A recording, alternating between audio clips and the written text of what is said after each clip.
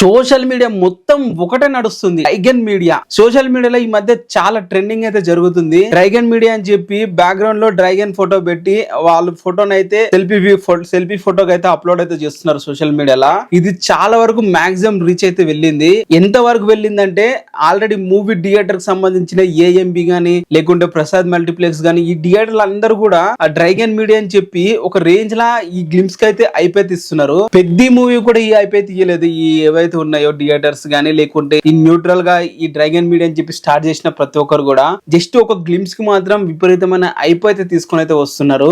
So చాలా మంది అయితే ఎదురు చూస్తున్నారు గ్లిమ్స్ కోసము. మరి మిడ్ నైట్ అయితే వస్తుంది 11:52 మరి ఆ గ్లిమ్స్ ఎలా ఉంటుంది, మరి జూనియర్ ఎన్టీఆర్ గారు ఆకట్టుకుంటారా లేదా అనేది అయితే మనకి ఈ రోజు అయితే క్లారిటీ అయితే వస్తుంది. మరి ఎంత మంది గ్లిమ్స్ కోసం ఎదురు చూస్తున్నారో కింద కామెంట్ అయితే చేయండి. ఈ డ్రైగన్ మీడియా అనేది సోషల్ మీడియాలో ఒక్కరు స్టార్ట్ చేశారు. అది టీమ్ గానీ అండ్ ఇంటర్ ఫ్యాన్స్ కూడా కాదు, బయట నుంచి వేరే వ్యక్తులు స్టార్ట్ చేశారు. అక్కడ నుంచి ఇది మొత్తం సోషల్ మీడియా మొత్తం పాకిందనే చెప్పాలి. మరి ఇంకెంత హిస్టరీ క్రియేట్ చేస్తుందో మూవీ రిలీజ్ టైంకి ఊహించుకుంటూనే గూస్ బంప్స్ అయితే వస్తున్నాయి. మరి మీకు ఎలా అనిపించింది కింద కామెంట్ అయితే చేయండి.